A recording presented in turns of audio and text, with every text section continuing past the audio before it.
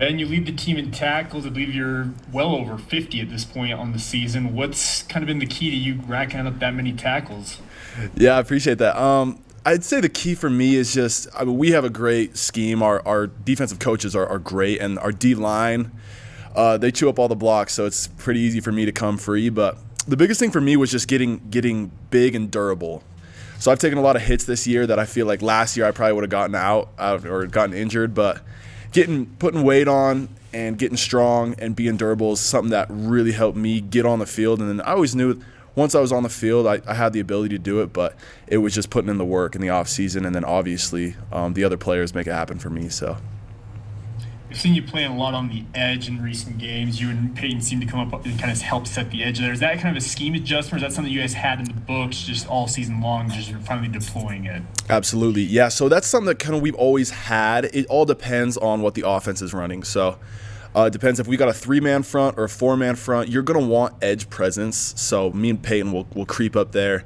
And then whether it's Chaz or Max back there, just scraping back there and making tackles. But that's something we always had. But week to week, it'll change up depending on the offensive scheme. Okay, we got a question from Jay Drew and then Sean Walker. Hey Ben, obviously you guys are going a long time before your first bye, which is I think in mid-November. Do you feel like the team is worn down and could really use a bye, or are you guys typical 22-year-old guys that could run forever? I appreciate that, Jay.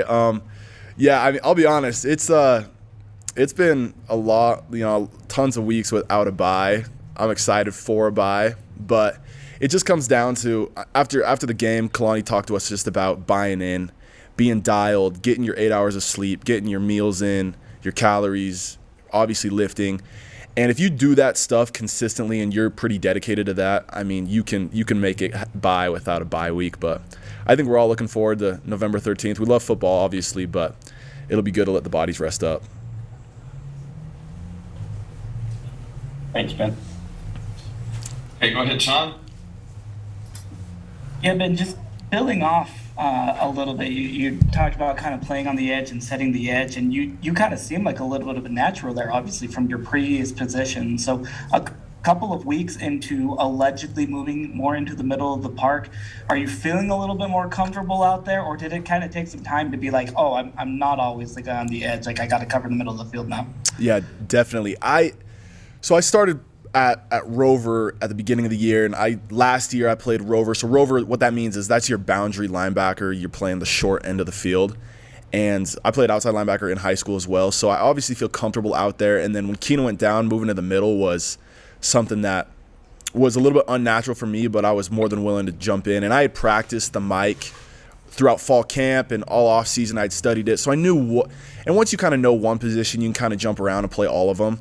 But I do like being on the edge. Obviously, in the middle, you can play. It doesn't matter what side they run to. You're always going to be in the action.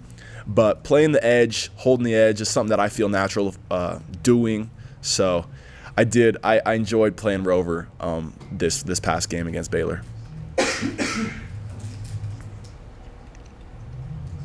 Question for Mitch Harper. Ben, you mentioned when Keenan went down, it caused some unnatural setups for you guys on the field. Keenan was also a kind of a leader as a captain of the team. Who's maybe stepped up, whether you or other guys on the defense that have kind of risen up as leaders and kind of the vocal guys on this defense this year?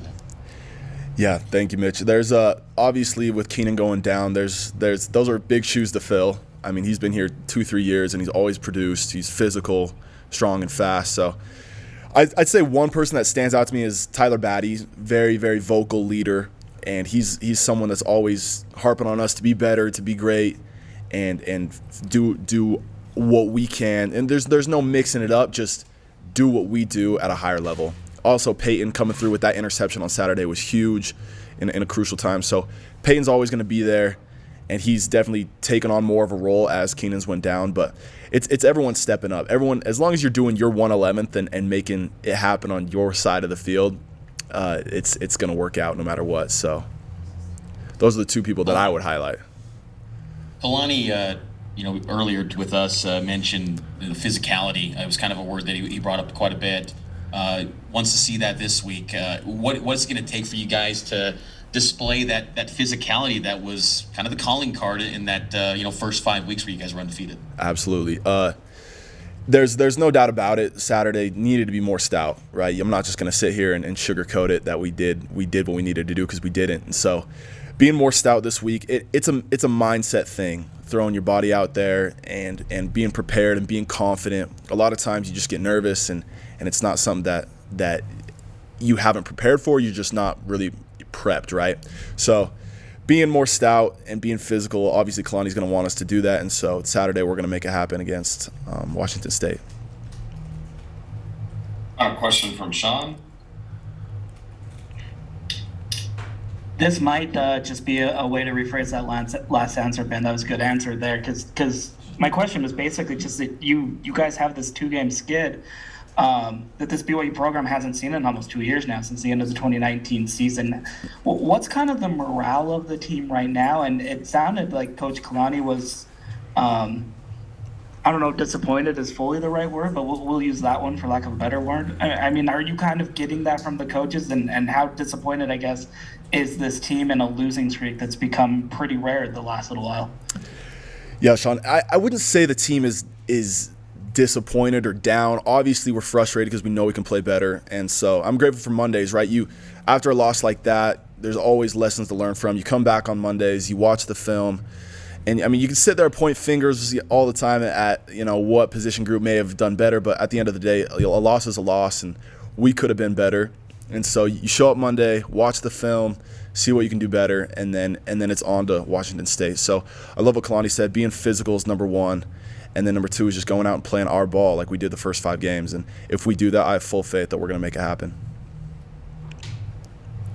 And thank you for taking some time with us today. Appreciate you being here. Of course. Thank you, guys. Have a good one. Have a great day. Go Cougs.